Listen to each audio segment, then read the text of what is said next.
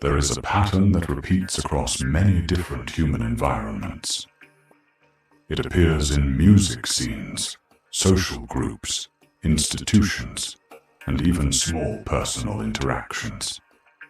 The surface details change, but the structure beneath them often stays the same.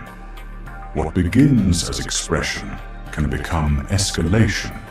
What begins as identity can become performance. And what begins as perception can begin to shape reality itself. When people are labeled or misunderstood, especially by authority or culture, that label can become a container. It gives shape to something that may not have fully formed yet. Over time, people may begin to explore that container and eventually inhabit it. What started as projection becomes identity through repetition and reinforcement. This creates a loop. Something is projected, it is reacted to. That reaction forms identity, and that identity is then used to confirm the original projection. In some environments, this remains symbolic. In others, it crosses into real harm. The difference is not just in the people involved, but in the conditions surrounding them.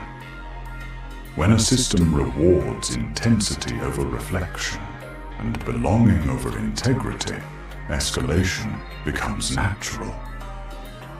This is not limited to extreme cases. It shows up in everyday interactions as well, just at smaller scales. To understand this at the level of conversation, it helps to imagine interaction as a surface of ice. What is visible is the surface, the words, tone, posture, and expressions. This is what most people pay attention to. Beneath that surface is the thickness of the ice. This represents emotional capacity. Some moments are stable and can carry weight. Others are thin, strained, and close to breaking. There are also cracks. These appear as defensiveness, avoidance, contradiction, or sudden emotional shifts. They are not places to apply more pressure. They are signals of limit. There are also ripples. These are influences that are not immediately visible. Past experiences, stress, environment, and unseen pressures that shape the moment. Everything you bring into the interaction is weight. Your words, your tone, your timing, and your intensity all press onto the surface. Communication is not only about truth. It is about how much weight the moment can withstand without breaking. Truth has intensity.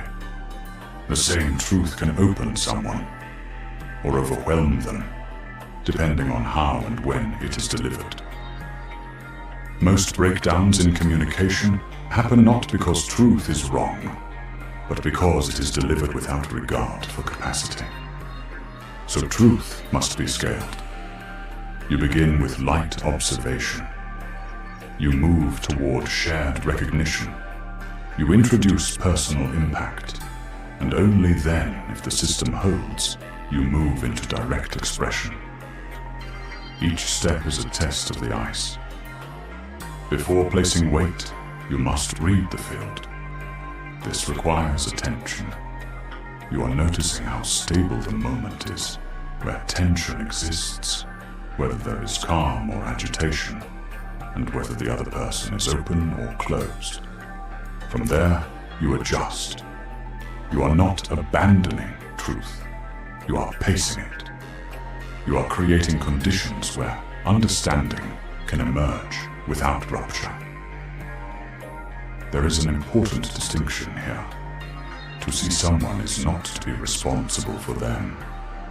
It is possible to recognize what someone is feeling, to understand their patterns, and to empathize deeply without stepping into their emotional space. Without boundaries, empathy becomes overextension.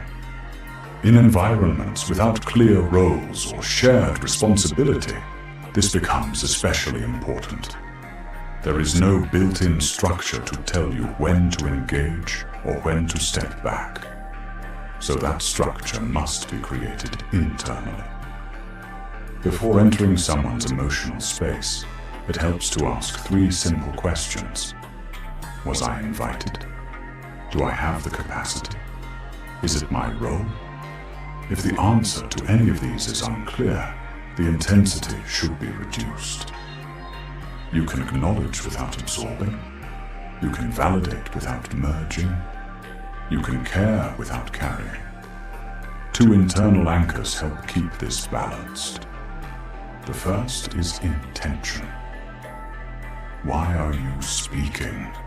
Are you trying to connect? Or are you trying to relieve something within yourself? The second is presence. Are you actually here with the person, or are you operating from a mental model? Without presence, communication becomes mechanical. Without intention, it becomes projection. Together, they keep the interaction human. What used to be shared across a community is now often carried individually.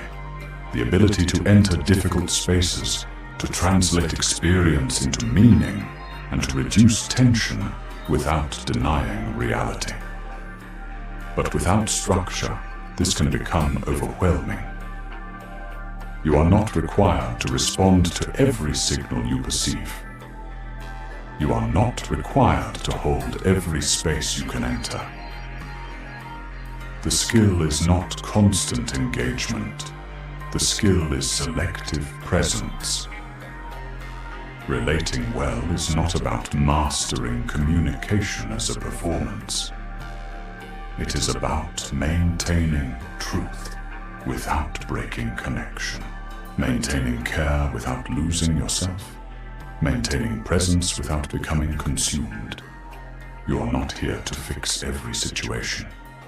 You are here to read what is happening, to place your weight carefully, and to know when to step forward and when to step back.